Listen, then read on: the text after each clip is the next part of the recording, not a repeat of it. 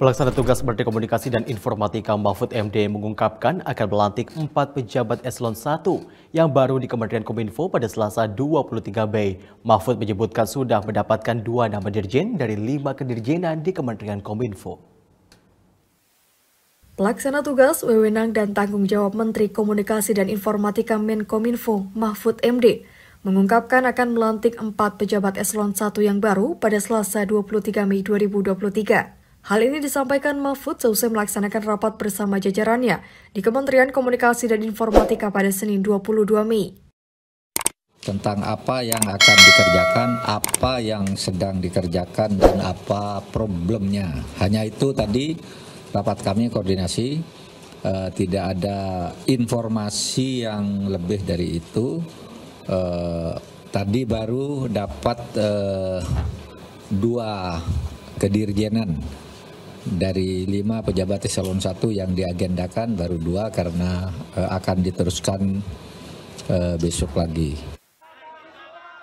Selain itu, Mahfud juga menyampaikan bahwa penegakan hukum harus dilakukan terhadap pihak-pihak yang terlibat dalam kasus korupsi proyek Base Transceiver Station BTS. Sebelumnya, Kejaksaan Agung menetapkan Menkominfo Johnny G. Plate sebagai tersangka kasus dugaan korupsi penyediaan menara Base Transceiver Station BTS 4G. Dan infrastruktur pendukung 1, 2, 3, 4, dan 5 Bakti Kominfo tahun 2020 hingga 2022 pada Rabu 17 Mei. Mahfud yang ditunjuk Presiden Joko Widodo sebagai pelaksana tugas Menkominfo ini mengupayakan agar proyek BTS berjalan terus karena menyangkut kebutuhan masyarakat.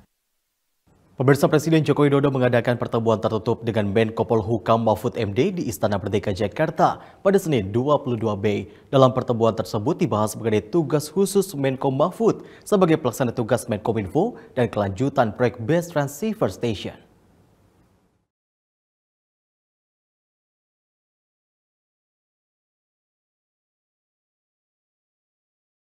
Menteri Koordinator Bidang Politik Hukum dan Keamanan Mahfud MD menemui Presiden Jokowi di Istana Merdeka Jakarta pada Senin kemarin.